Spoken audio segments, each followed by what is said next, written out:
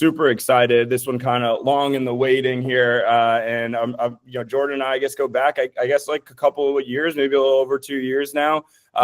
We were connected because with the retreat in Atlanta coming up, I heard mumblings of Young Professionals Network, which I wasn't so familiar with at the time. However, if you've heard Robert speak, Robert was part of a Young Professionals group a lot of his career, his early career, and it's something he's incredibly passionate about.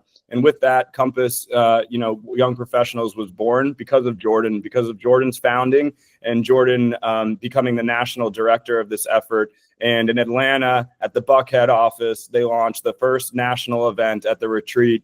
It was a sight to see. I think the office was completely full with agents all over the country, trying to, be part of this national network and see what it's all about. And since then, if you go on Instagram and search Young Professionals, you can see different chapters in almost every market throughout the country. And I know that they're still continuing to grow, continuing to put on events in different tiers. And we'll hear a lot about how to get involved. But besides his leadership in this incredible national network, Jordan's founder of Pyle Residential, where, he dove right into real estate when he got out of college at Indiana University in Chicago and, grew an incredible platform. It seems like a lot of people that I talk to, whether they're in Florida or over there, have known Jordan and have either been a mentor with him or to him. But his business is truly inspiring and he's done a lot of things. And we're going to talk about how his journey in real estate has progressed, but his social media following is incredible and the content that he shares. So I'm really excited to have you. So welcome to Compass Conversations, Jordan Pyle.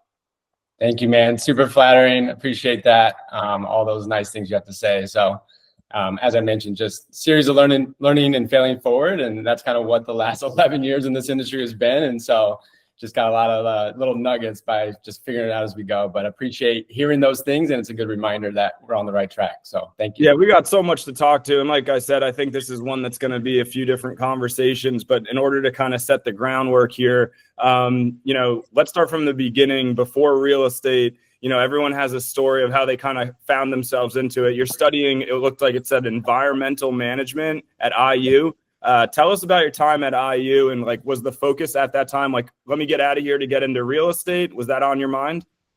So funny when I see that. And I think I need to go back into the archives and clean up some of my bios that are out there because, that has absolutely nothing to do with what I do today. But at the time, that is what my major was in college, right? So I'm from Indiana, Fort Wayne, Indiana. Went to Indiana University for college. It's just crazy because that was, almost 14, 15 years ago now. And I had no clue what I wanted to do. Right. And so I just went into school wanting to get, an entrepreneurship and marketing degree, ended up pledging a fraternity, ended up just turning college into having fun, getting exposure to the real world. Didn't take my grades super seriously. So yeah, I did graduate basically with an environmental management major with a business minor, moved to Chicago and was on the hunt. Basically, I had a lot of friends coming in town. All my buddies from school were from the Chicagoland area. So I just kind of followed them after college to Chicago with no job and met my realtor who was showing me around to some rental properties and was like, well, this seems like an interesting career.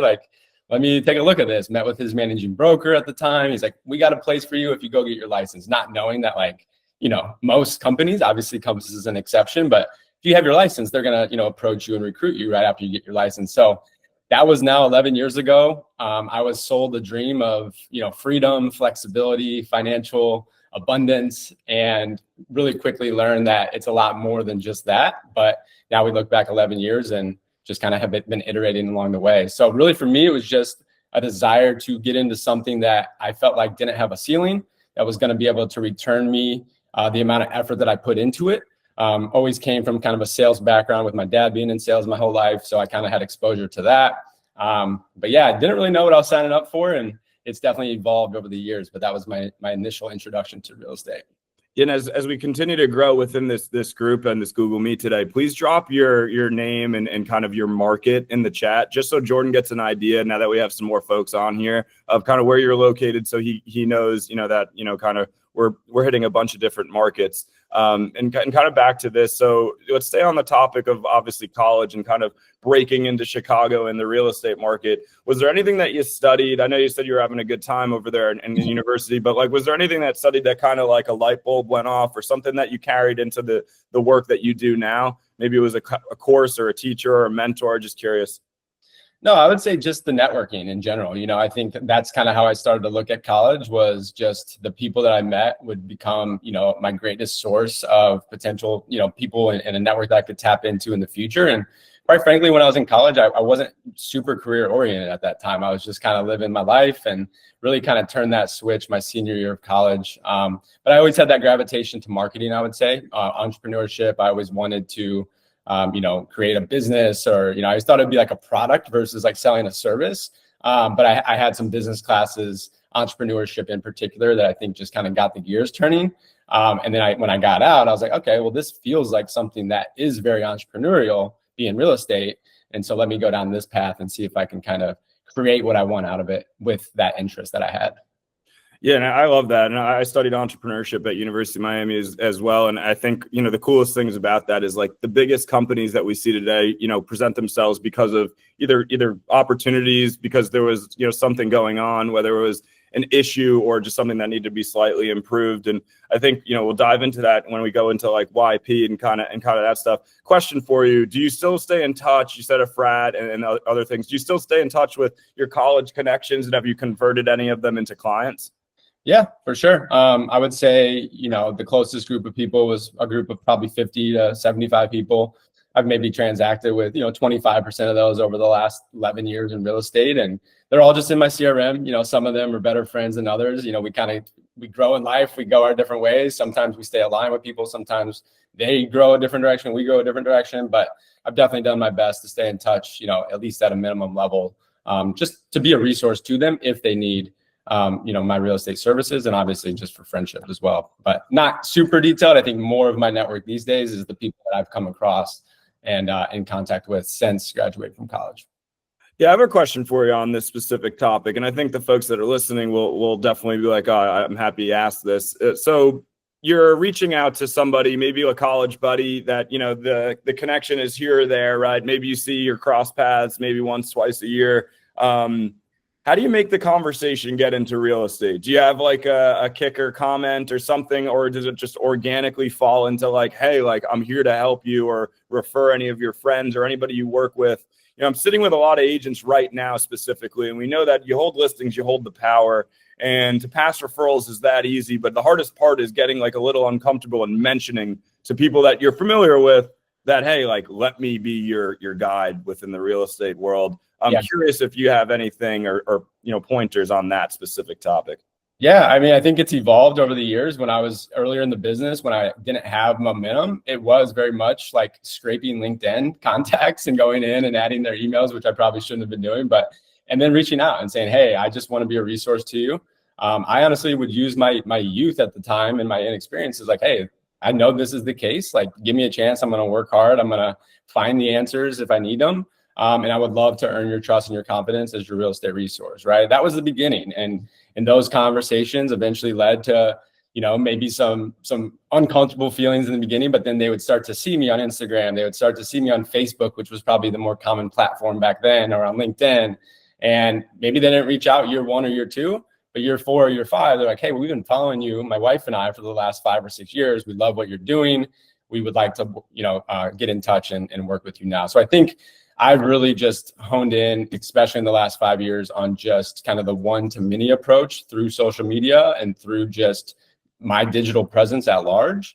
And I don't go after people necessarily. I just kind of play the attraction game. And so if they're going to like what I put out, they align with my interests. We have similar interests. I like to take the approach of coming from education. So everything I put out is more education focused. I know there's a lot of people out there right now, which is completely fine. You just have to kind of pick your lane, but they're going more from like an entertainment, route, whether that's in Instagram Reels or podcasts, YouTube. I like to go education. That's just kind of my brand, where I'm at, where I feel like I can truly be the most value. So I put that out, and I allow people that have similar interests, that feel that I could be the person for them. I kind of allow them to come to me. And of course, if I'm in a conversation with somebody saying, hey, my job is to to make you feel like this has been a smooth, clean, empowering transition in your life. And if I made that true for you, I would love any introductions to friends, families, coworkers that I could do the same for. Yeah, and I love the way that you kind of approach it. And I think two parts of this, and not to get too far ahead, but one part is, how are you developing the content for these educational pushes that you can clearly see on social and things that you're doing? Like, how do you come up with this? Do you find it in articles, or you just, based on conversations with current market trends? Because the stuff is spot on. And I just shared your Instagram in the chat, and everyone should go on and follow Jordan, because it is really good and it's very current. How do you come up with compelling content like that? Yeah, I think, I have ideation time in my days and in my weeks, and, I do everything. I have to write everything out, right? So I have Apple Notes, I use Notion for things. And as I just think of things, I'm a big runner. I really download and get a lot of clarity on stuff when I'm running, and I'll just log it in my phone, right? Or send a voice memo to myself like, oh, that was something I just thought of that could be interesting. Maybe I see an article that comes out about a certain topic, in my kind of research and consumption phases of my day, where I'm like, oh, I think I could put a unique spin on that could really apply to my audience. Or it's in day-to-day conversations where I'm onboarding a new buyer and I mention, escalation clauses, or I mention multiple offers and how it all works. And then I think about a strategic angle that maybe I can explain in a 30, 60, 90-second period of time, and then put it out there to the masses. And that's really like the short form stuff, like the social media on Instagram. I don't really do a lot of TikTok, so I would say Instagram's the main platform. But then I also realized people want to know stuff about the city that they're trying to live in, or that they do live in. And so I've had a lot of success with the hyper local YouTube channel, which I would say is that content is more about what would somebody want to know if they live in Chicago, or now, my secondary market. It's actually my primary now, but the second market I'm licensed in here in Naples, Florida. What are they going to want to know if they're relocating to that market? What's the cost of living? What are the neighborhoods like? What are the schools? And I create the content around, if I was that avatar, what are the questions I'm going to have? And let me go just provide an answer and a solution to those questions. Yeah, it's fantastic. And I was talking to an agent yesterday, similar about these kind of conversations that organically come up. And I was like, don't go into, meetings, even if it's a lunch with a friend, like have a goal in mind. And like every time I come on here, my goal is to drive the most value through a conversation that, people can reach out to you, Jordan, and drive business that's working, and drive referral opportunities and just connect. When you have conversations, do you think like that? Do you think that you need to have a goal? Like, you're not just going to take a call or a meeting without having like something that you need to accomplish? Yeah, I mean, there's slots in the calendar where it's general break bread, right? But for the most part, I set an intention before I go into something. I think that's super important. Whether it's an outcome, a goal, or to steer a conversation in a certain direction. I use that term, lightly, but basically wanting to make sure that we're not ending a conversation, and both people in that conversation don't know kind of what the next steps are, or why they were just there, spent that last 30 minutes to an hour. So I do think that's important. I think from a client relation, or like from a client standpoint, I think going back to the avatar thing, let's just say it's a move up buyer, right? Like a move up buyer conversation, and my like outcome that I'm desiring to come out of that, and the questions I may be thinking about asking them, are going to be different if it's a first time home buyer, right? Because maybe at that stage they're selling a home and they're buying a home. They're not just trying to buy from being a renter. And so I'm really trying to think about where this person is, what are the pain points, the constraints, like the concerns that they may have when they're kind of embarking on these processes, and call out those objections basically, and just provide solutions before they ever have to even think about them. Yeah, it's awesome. And I'm not the biggest coaching, but since we're in the free month of coaching that Compass is doing right now, I'll drop a little bit of a nugget that helped me significantly about 2 years ago. I listened to this podcast, and it was called like The Ideal Week or a Day. And they went through this process of kind of looking at your calendar from a week and then a day standpoint, writing down on a piece of paper all of like with things that are on your calendar, and crossing out the things that you could potentially say no to. And it really optimizes your time and allows you to focus on what really matters, what really is generating business, and spending time with, what's most important, which is clients and the teams that you work with. I think, something in your bio that I was immediately drawn to besides the fact that you jumped in and got your license right away, kind of out of college as you navigated to Chicago and now Naples, you described your career as a series of failing forward. Could you elaborate on this and kind of your early experience in the industry? And just one more point on this, I think is, the summary of this market is people are coming out of what they're calling like a slow summer, but then rates get cut, election is on the horizon, and an election on the horizon, brings, home prices or values up. So tell us how you failed forward and kind of some advice of what you're seeing right now as you yourself have entered a new market in a sense. Yeah.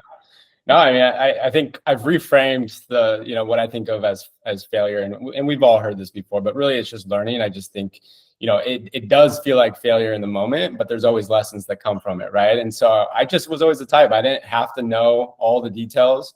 I did my best to surround myself with mentors. I've been a huge advocate and proponent of seeking out mentors in different areas of your life for different things, whether that's your business, your spiritual, your health, your leadership. So I put my best foot forward every day, and one thing led to another. I'm in this new market, as you mentioned, and I'm 11 years experienced in Chicago talking about, the different markets and neighborhoods and the ways of buying and selling homes in Chicago.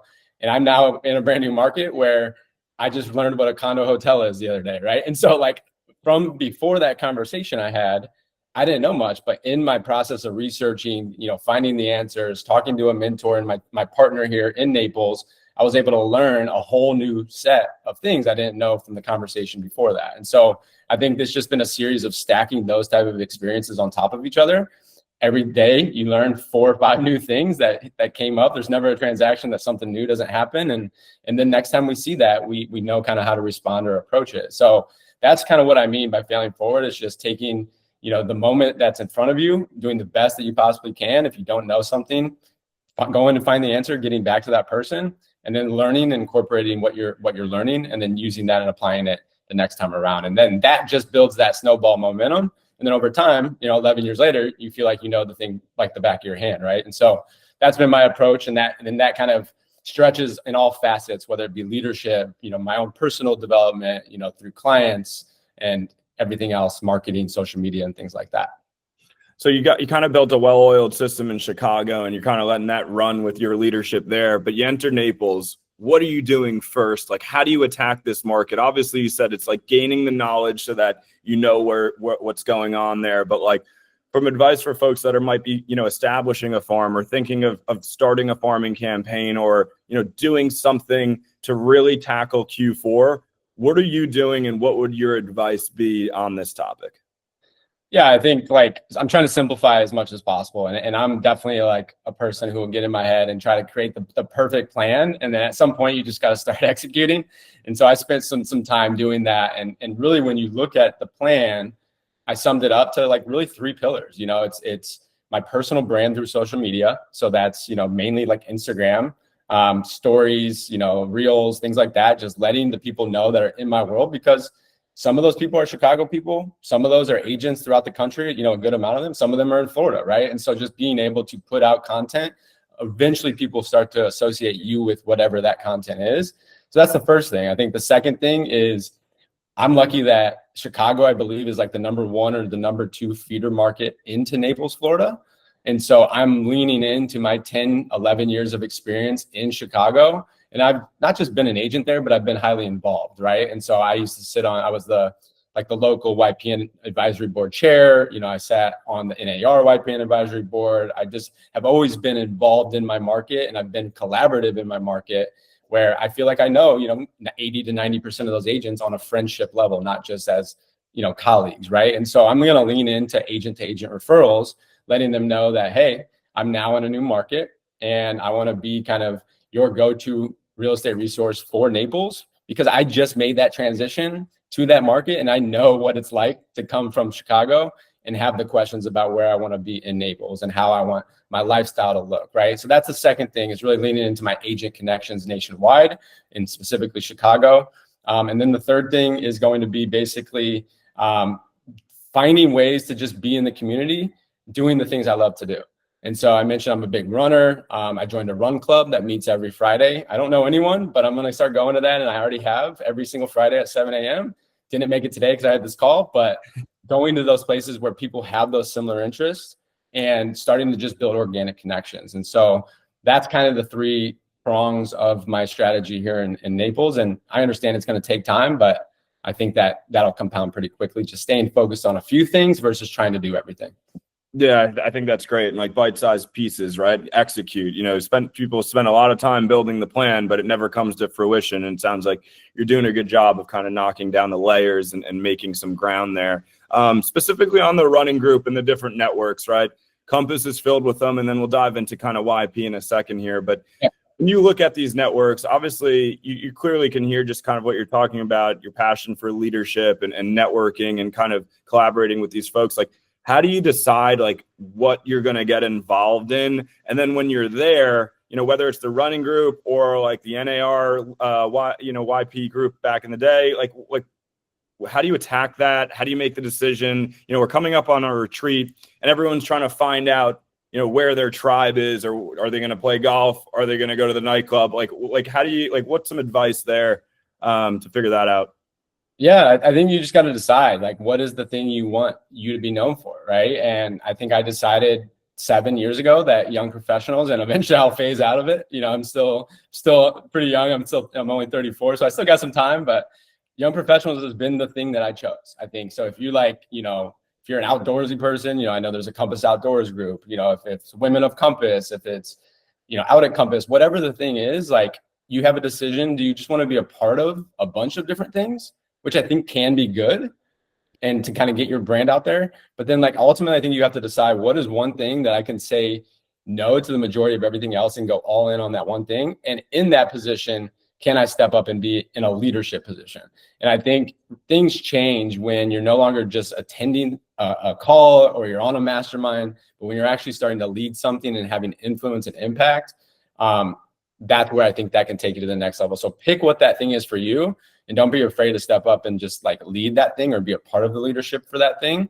And I think that does limit you. You can't do as many things, but if you can go deeper in that one thing, I think that's a better strategy, a more effective strategy than trying to do everything. Yeah, so I see it firsthand because I'm a part of a number of different groups, or let's say a celebrity guest at a lot of them too. Tell us about your specific success with YP. Like, I know beyond the connections and the friendships that you've made and everything, it's made you move from Chicago to Naples even, and you can touch on that. But, are you getting referrals? Like, agents hear this type of stuff all the time. Like, okay, like, what do I have to do to convert to make this worth my time? Like, maybe you can kind of, break that down a bit for people listening. Yeah, well, I'll get into, the actual like mission and all that of Compass YP here in a second. But I think when you're doing these things, like, you have limited time to go out there and to be up and play all out, right? To be all in on the thing. And so I'm just a believer, like, if I was on this call today, like, I'd be throwing things in the chat box, asking questions, or if I'm on a mastermind, I'm the one raising my hand and going off on camera, off mute, and actually, if I'm going to choose to be there, I'm going to be there, right? And I think that when people come to me specifically about Compass YP and they want to make it worth it to them, I say, well, what are you willing to give to the group, right? Because like you're not going to get the thing out of the group or the thing that you're involved in if you're not going to give to it, right? You can't withdraw from an empty bank account. And so I just feel like you have to make these deposits into these things that you're choosing to spend your time on. And that ultimately will determine if it's going to be worth it for you or not. And if it doesn't feel worth it, I would look at your involvement in it first before you start to come to conclusions on anything else. And so all that being said, Compass Young Professionals, if you want to go down that rabbit hole, which is something I'm super passionate about. It's 2 years old, so it's still a little toddler, right? So me and you jumped on a call. I think it was August or September of 2022. I had this thought because I had this background in young professionals when I was at Keller Williams. I had it locally through NAR, and I was like, I joined Compass in June of 2022, and there wasn't a young professionals network. And so the first thing I said was, well, how do I kind of establish myself within this company and build something that can be impactful for the company? And then also impactful for my own business, right? So went to my regional, I think, director at the time. She put me in touch with Sky Michaels, actually, who I know is no longer with Compass, but love Sky. He put a group together And he basically was like, hey, you guys are going to do this. I love the idea. There's 12 of you from around the country that I think could be good fits for this. Jared, you were a part of that initial group.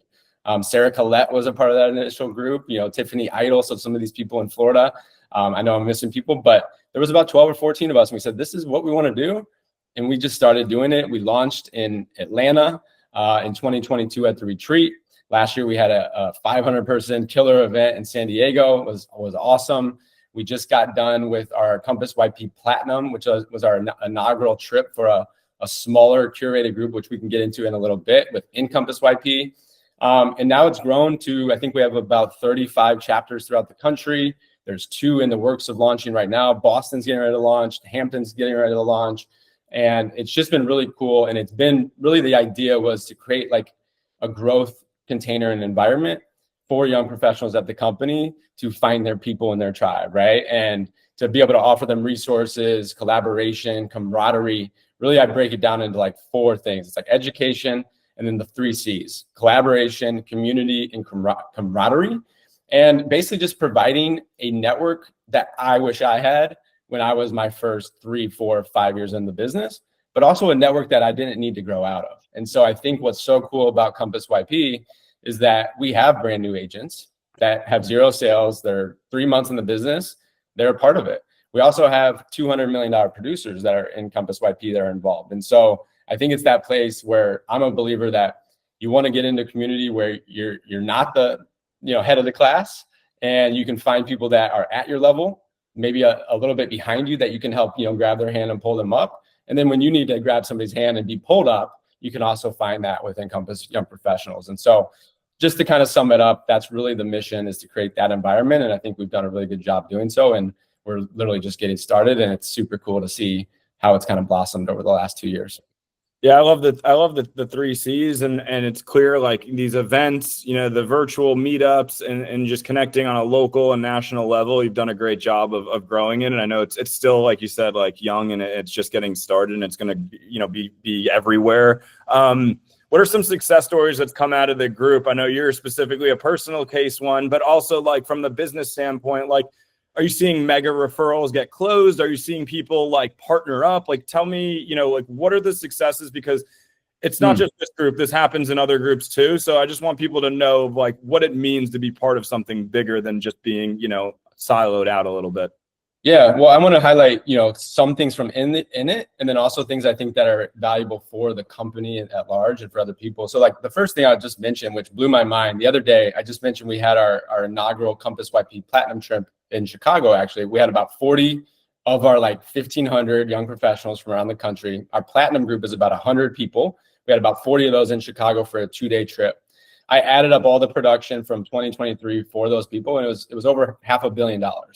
And that's just within literally 37 people in this one little group that we have here at Compass. And so if we were to add up our total 1,500 people, I almost guarantee we have over $3 billion at least of annual production coming from this group. And so that's something that I think in general is just like, wow, that's super crazy and impressive. The other thing is like some stories that I've heard. The first one being about retention for the company. I think Compass YP serves as a place for, and really one of our big initiatives moving into 2025 is to remain an agent-led group, but to really bridge the gap between Compass Young Professional and the brand and the community, and then also Compass, right, at large. And so there was an agent that I know from personal experience that was unhappy at Compass. Their, I think, regional director tied them into Compass YP about a year ago. That person went from almost leaving the company to being a leader within the company and running one of our young professionals chapters locally, right? And so that's one firm example that I know that kept someone at Compass. I also know somebody the other day that was mentioning that they came to Compass because they were pitched Compass YP when they were like thinking about making the move over, right? And so we hear these type of things and these success stories all the time. I've seen just the other day, somebody closed a $3 million referral that was referred to them from Compass YP. The collaboration, the connection is continuing to grow and evolve, but business is getting done. Friendships are being made.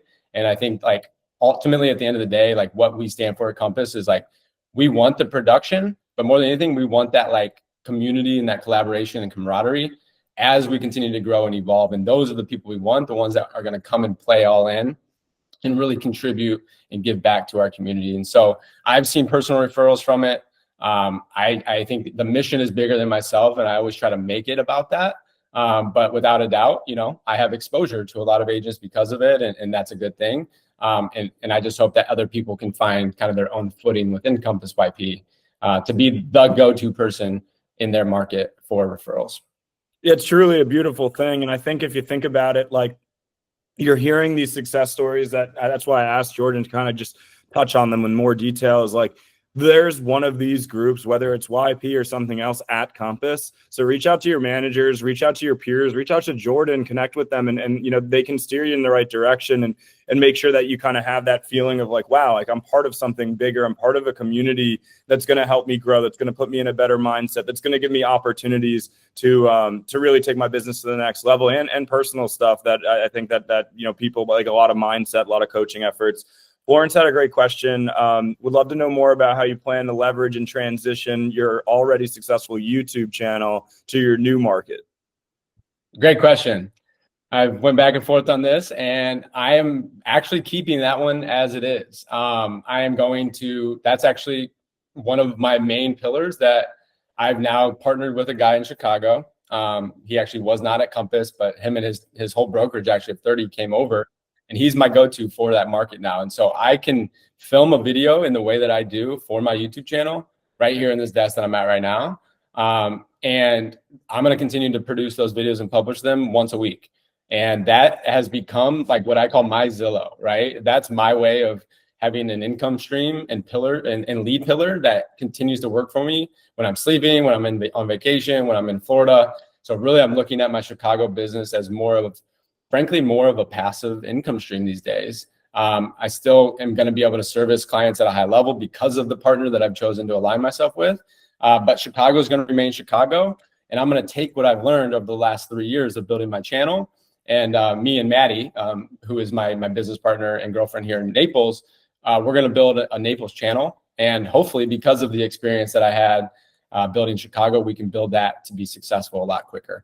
And if you're thinking about building a hyper local YouTube channel, like, hit me up. I'm like the biggest, like, that's like a huge passion of mine because I've seen direct results. Like, it is amazing what you can do on YouTube. YouTube is the new medium in media where people are going to find information about these type of things. So short answer, starting a new one from scratch and running both channels.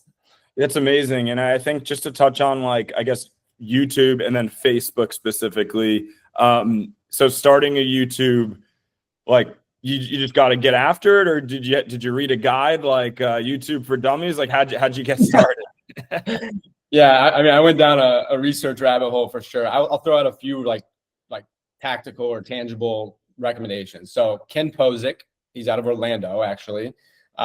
Just like his model of his YouTube channel is something to watch. There's a guy named Levi Lassick out of Dallas. He has a book called Passive Prospecting. Read that book. You can go to the Think Media YouTube channel. That's a really good one. They also have a book all about YouTube. It's called YouTube Secrets. And just go find, like, on Instagram, you see people that are up there. Who's that guy out of I think he's out of Canada. He does these like crazy like Instagram videos. The new thing is these YouTube channels, right? And they're hyper local.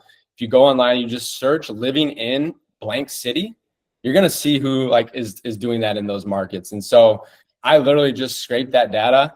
I made my first video. I like learned what I liked about it, what I didn't, what was working, what wasn't. And truly, like, with my editor, I just iterated that over time for about 6 months. And it did take me 8 months before I got my first lead. And that's the thing I'll tell you, like, put out one video a week for 8 months. Hopefully it happens sooner than it did for me, but like, it will start working. And last year alone, I think I closed, I want to say 120,000 in GCI just solely off of my YouTube channel. And that's growing every single year and every single month. So just yesterday, I got 3 new leads from YouTube. And the good thing is, the last thing I'll say, I know we're running short on time, is like, when I asked them why they reached out to me, they said, or like what video they saw, they're like, oh, we didn't just see one. We literally have been watching your channel for 2 years, or we watched 12 of your videos. And so when they decide to reach out to me, they've decided that, hey, I like this guy. I'm not looking anywhere else. So I'm going to Jordan, and Jordan's the guy that's going to help me. And so why I say it's my Zillow, but way more robust and way more profitable, is that there's no referral fee on it. I'm not fighting with other agents, because when these people reach out, they already know, like, and trust me. And so I think it's the most underused lead pillar right now. And I'm definitely a proponent of more people trying to start their hyperlocal channels. Yeah, and I guess just to dig a little deeper, was like one of your videos, did anything go like have a viral moment, or was it just like, no, I'm sticking to this, like, 100 or 1,000 views or whatever, and like just know that like these are going to convert eventually? Yeah, I mean, maybe I have one video that did like 25,000 views or something, like nothing like that's even really that viral. I would say my average video is like 750 views, right? Like it's not big, but I didn't go into it. It goes back to like the education versus the entertainment thing. If you want to go viral, in my belief, entertainment is the way to go.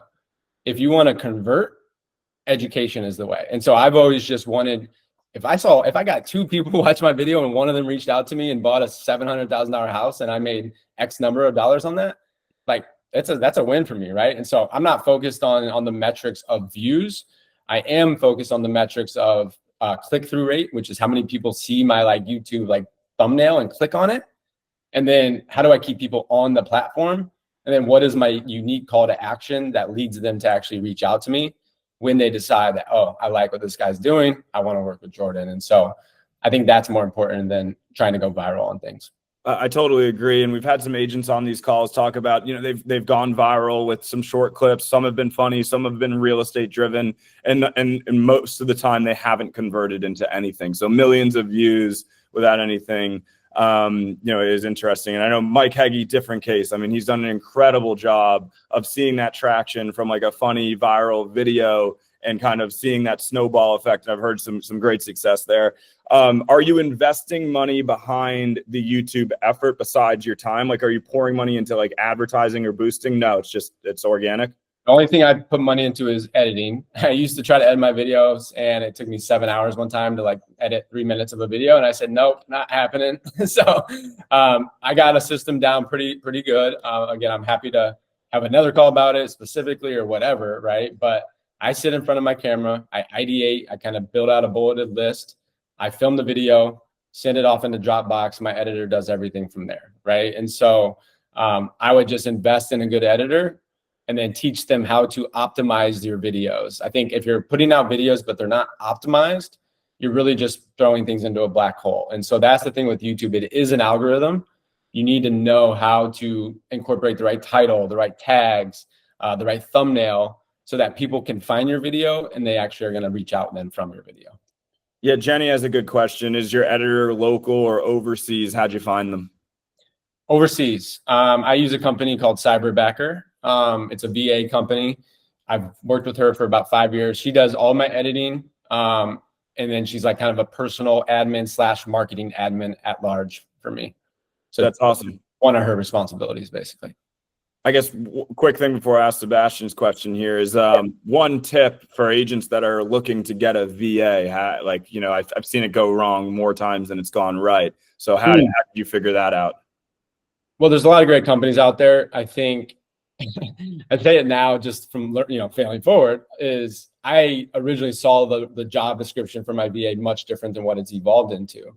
I noticed she had a knack for marketing. So I go, well, why am I trying to have her do these other things when like this is really what she's good at? And then it built from there. I think my biggest tip though is like, no matter who you get, it's one thing to have this list of things you need to delegate, but then learning how to delegate is the thing that I've struggled with and that I'm continuing to really try to learn.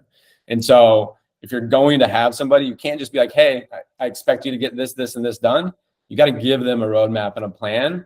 You have to spend and invest time with them on Zooms, recording Loom videos about how you do different things and processes in your business and really allow them to learn with you and give it patience. It took us 6 months to get into a good flow. And there was things that got messed up in that 6 months, and you just have to be okay with it. You say, okay, hey, I saw what you did this time. Let's schedule a call on Thursday. Remind me of X, Y, and Z that we want to bring up on this call.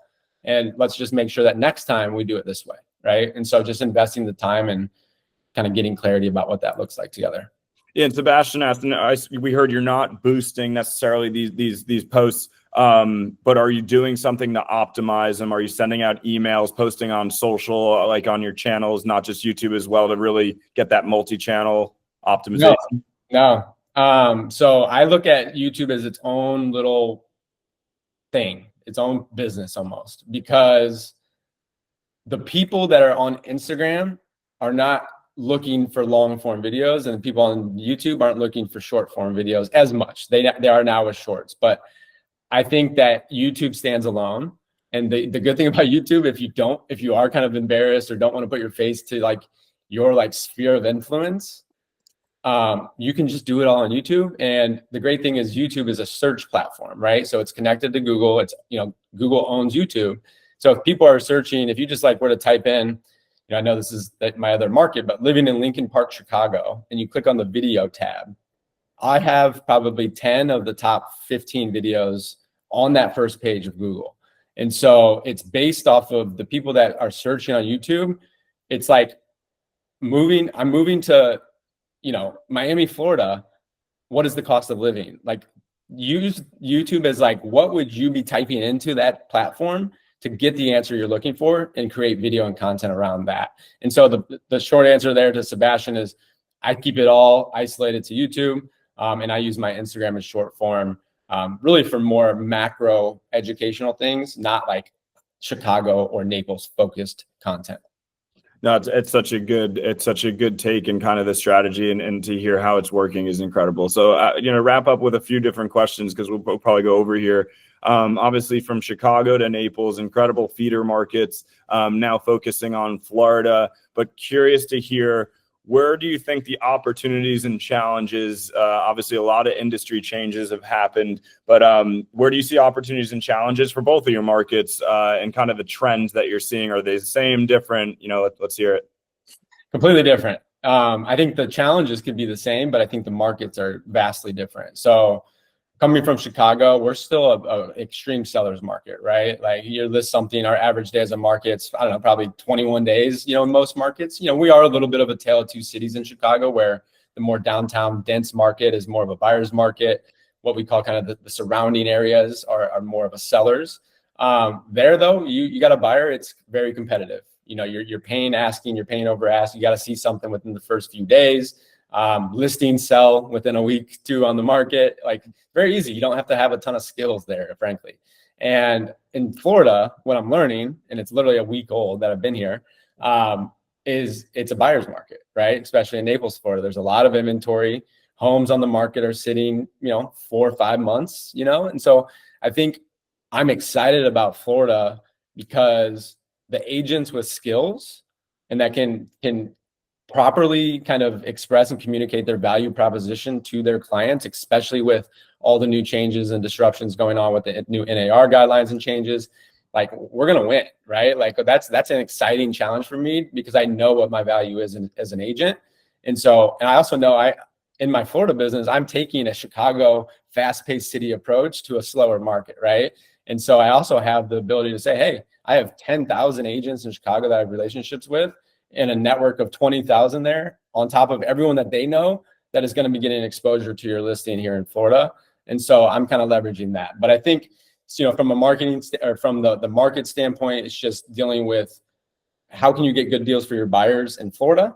And then in Chicago, it's more about how do you get listings, because they sell right away. So, and then the other part is just like really get locked in on like what you do to differentiate yourself in the market, and to be able to explain your value to a client. And I think people will hear that and they'll be like, oh, okay, even though I may have to pay X, if this were to happen, like from a buyer agent compensation standpoint, like the value I'm receiving here is gonna make me more than that. And frankly, like, if I'm getting pushback on stuff like that, like, I want to work with people that see that value, right? And I don't need to. My girlfriend used this the other day. It's like, I want to get the right business, not all the business. And that's really my approach, is let's get the right business and focus on that. And the people that don't want to work with us or don't see our value, like, it's all good. I'm curious, obviously one of the biggest pushes and some of the most successful way to gain inventory right now is the private exclusive program. Were you using this in Chicago? Have you been successful? And does that translate now in Naples? Sounds like it would work well in that market. Yeah, it's interesting you say that. Chicago, like you can use it, and I did use it, but you barely needed it because I mean, you really only would use it if you like needed time because somebody was like doing renovations or they were like getting something ready. They just weren't ready to put it on the market because, like I said, the market there is just you put it on, it's just things are gone, right? And so it was more of a strategy in Chicago of hey, let's launch this really 3 different times in Chicago. There was the Compass private exclusive launch. There was the private network launch, which I know Florida doesn't have a private network. And then there's the public market. And so I would say let's use these first 2 tiers or these first 2 launches as information gathering. Best case, we get what we're looking for and we sell it. Worst case, we gather a lot of good info. We go back to the drawing board, we reformulate our strategy, and we use that data and that info to go to market, right? In Florida, though, like one of my strategies, frankly, because I don't have a ton of business here yet, is how can we use private exclusives to get more listings? List to live, right? Like that's, something I would always hear at Keller Williams. And like, it's like, if we can say to a seller, hey, I understand, like you want X for your property. Yeah, maybe that's a little bit, aggressive, or maybe that's, wishful thinking, whatever the case may be. What I do know is that Compass is, the largest real estate company in the country. We have professionals in all different states around the country. And we have a unique program called Private Exclusives. And so what I think we can do to give you a better idea of if your market is going to be positioned correctly in the market or your property in the market is let's go ahead and take a 30, 60, 90-day listing and let me put it up as a private exclusive. Again, best case scenario is we get what we want. You sell your property, you're happy, I'm happy, we get the job done. Worst case, you learn what I can do to provide value to you as your agent. And we take that data and that info to be able to reformulate to go to market later on. Whether you decide to work with me or not, what do you think? Let's go ahead and sign a 90-day agreement. I'll put it just up as private exclusive, and we'll kind of see where the conversation goes from there. So I'm going to use it as like bait in a way, but I fully intend when I get that listing to sell it as a private exclusive. Yeah, it's a monumental effort right now. And like what I'm seeing is like the fact of the matter is it's just working. And if you're not calling everybody on your likely to sell and going after expireds and using this program, like other people are doing it. An agent I just was working with, and we're going to have him present in a sales meeting on Tuesday next week, got 6 new listings from top competitors just talking about the program and doing it with enthusiasm and good energy. So if there's one thing you need to know, it's knowing how to pitch the program with confidence. And it sounds like you're doing a great job with it, and it's going to work out well, specifically with overpriced Florida properties to kind of get them down when it's time to go to market. Because the goal is always to go to the market, but to have it, live in the Compass community and get the feedback, the pricing parties and all those things, it's wildly effective. Curious, your take on Compass Tech and the platform. What are you using the most, or what have you found the most success with Compass's platform?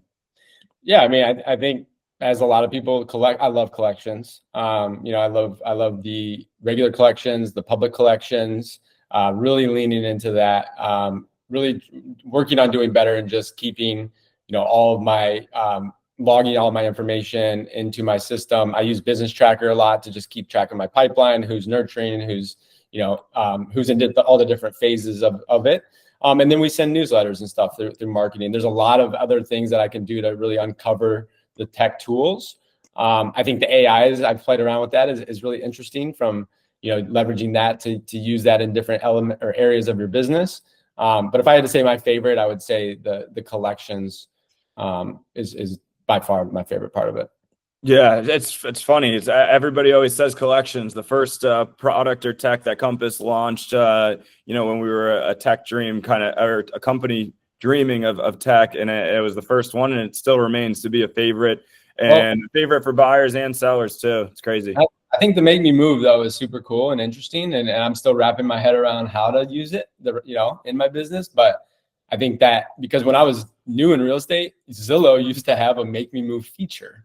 And I would call those as like basically like FSBOs essentially, and they would have their number on there. And so I think that that's a really strategic thing that doesn't exist anywhere else. And And so I'm going to try to figure out how to incorporate Make Me moves into my business too. Yeah, I love that. It's such a good take too. And that ties into likely to sell, which is just the best way to get inventory. If you wanted a listing, go to your likely to sell. I would imagine the average number of likely to sells on this call was probably 50 to 100. That's 5 listings for each of you if you actually go in and attack them. So my final question, Jordan, I ask every guest, what's your favorite Compass entrepreneurship principle right now and why? Always collaborate without ego. I live and bleed that. I think collaboration over competition all day long. One of my favorite quotes, it's just a snippet of it, but it's like a high tide rises all ships, right? I think that's what I stand for. I think we're all better together. We can go a lot further if we're just collaborative versus competitive. So without a doubt, that one. And just as a final note on Compass YP, and I thank you for having me on here. I really did want to come on to talk about my own business, but really the bigger mission is YP here, and we have some really cool things coming down the pipeline. If you're out there, you're hearing this, you want to get involved. Like I said, we have pretty much representation of local chapters throughout the entire country. Reach out to your regional manager, reach out to your sales manager, just ask them who's a part of this, who's leading this in your network. Get involved locally. If you want to be involved a little bit more, we're going to be reopening our platinum enrollment, which is our brand new thing that we just tested out this year for the first year. November 15th-ish period. We'll have more marketing communication coming out about that.